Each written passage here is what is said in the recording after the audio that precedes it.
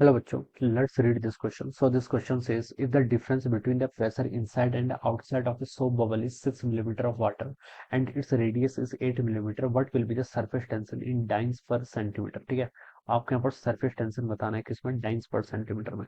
तो देखिए बच्चों, इस क्वेश्चन का की कॉन्सेप्ट आप क्या लिख सकते हैं, सरफेस टेंशन लिख लीजिए बच्चों, या फिर एक्सेस प्रेशर लिख सकते हैं। क्या लिख सकते हैं, एक्सेस प्रेशर लिख लेंगे, that will be the much better. Okay, surface tension और क्या एक्सेस प्रेशर लिख सकते हैं। ठीक है, यहाँ पर आपके पास क्या है, एक सोप बबल है। ठीक है, soap bubble is 6 millimetre of water. ठीक है, तो बबल के केस में देखिए, जो आपका प्रेशर डिफरेंस होता है, प्रेशर डिफरेंस देखिए किसके इक्वल होता है, 40/r के इक्वल होता है। कितना होता है आपका, 40/r के इक्वल। ठीक है, ये मान लीजिए बच्चों आपके पास क्या है, कोई बबल है। ठीक है, ये आपके पास कोई बबल है। देखिए, इसकी जो अंदर वाली कॉनकेव साइड होती है, ठीक है, तो उस जगह पर आपका प्रेशर क्या होता है, यहाँ पर प्रेशर मान लीजिए आपका, इसको मैं पी इनसाइड बोल देता हूँ, यहाँ पर आपका पी आउटसाइड बोल देता हूँ। ठीक है, इसकी रेडियस कितनी है, आर के इक्वल है। ठीक है, तो बच्चों इनसाइड पर आपका जो प्रेशर होता है वो क्या होता है, लार्जर होता है। ठीक है, तो इसको आप ऐसा लिख सकते हैं, P inside minus P outside. बच्चों ये किसके इक्वल हो जाएगा आपके यहाँ से, 40/r के इक्वल हो जाएगा। ठीक है, जी यहाँ पर सरफेस टेंशन है, R is the radius of this bubble, R के यहाँ पर इस सो बबल की यहाँ से रेडियस हो जाएगी। ठीक है, अब बच्चों देखिए, डिफरेंस ऑफ प्रेशर आपको कितना दे रखा है, 6 मिलीमीटर ऑफ वाटर के इक्वल। ठीक है, 6 मिलीमीटर ऑफ वाटर। ठीक है,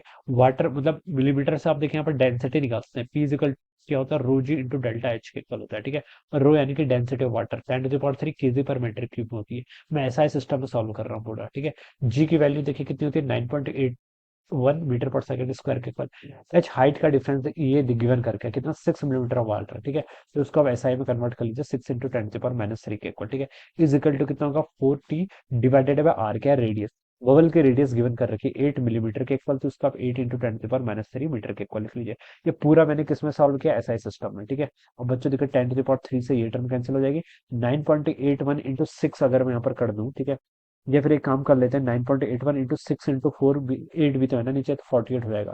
तो ये मल्टीप्लाई करके आपका 470.88 आ जाएगा। ठीक है, 9.81 × 6 × 8 मैंने यहाँ पर कर दिया। ठीक है, और ये 10⁻³ तो ऐसे रहेगा ही, डिवाइडेड बाई एक 4 वाली टर्म और हो जाएगी, इजिकल टू ओवर टी, यहाँ से सरफेस टेंशन आ जाएगा। ठीक है, ठीक है। ठीक है बच्चों, ये आपके यहाँ पर से इतनी हो जाएगी। अब देखिए, इसको हम सॉल्व करते हैं, तो ये कितना हो जाएगा आपका 470, इसको हम करेंगे तो आपका 235.44 के इक्वल आएगा। ठीक है,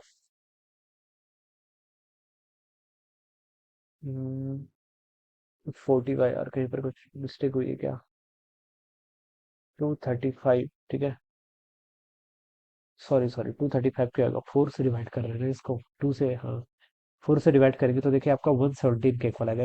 117 चक्को 468 होता है, पॉइंट बचेगा तो 0.72 के इक्वल आएगा। ये वैल्यू होनी चाहिए, इंटू क्या, 10⁻³ ठीक है। ऐसा सिस्टम में सॉल्व किया था तो न्यूटन पर मीटर के इक्वल, इतना आपके क्या आना चाहिए, सरफेस टेंशन आना चाहिए। ठीक है, और वही पूछा था हमसे, सर डाइन पर सेंटीमीटर हो गया ना। तो देखिए, अब इसको ये आपको ऐसा सिस्टम में कैलकुलेट किया, अब इसको आप सीरीज में कन्वर्ट कर लीजिए। कैसे कन्वर्ट करके देखिए, टी इक्वल टू आ गया आपका 117.72। ठीक है, 10⁻³ न्यूटन को क्या लिखते हैं, देखिए एक न्यूटन में आपके 10⁵ टाइम्स हो जाते हैं, डिवाइडेड बाय मीटर, एक मीटर में आपके 10⁻² सेंटीमीटर हो जाते हैं। ठीक है, तो अब मैंने इसको पूरे को किसमें कन्वर्ट कर लिया, डाइन पर सेंटीमीटर में। ठीक है, कितना हो जाएगा आपका, डाइन पर सेंटीमीटर में। और फिर यहाँ से देखिए 10⁻² ऊपर जाएगा तो 10⁻+3 हो जाएगा, और +3 और -3 ये सब कर देंगे, तो इसकी वैल्यू आपकी 117.72 डाइन पर सेंटीमीटर के इक्वल आ जाएगी। ठीक है, तो ये इसका आंसर होना चाहिए, this must be our surface tension. तो ये देखिए आपको यहाँ पर ए ऑप्शन पे दिया तो option A will be the right answer of this question. So I hope you understood this concept. All the best and thank you.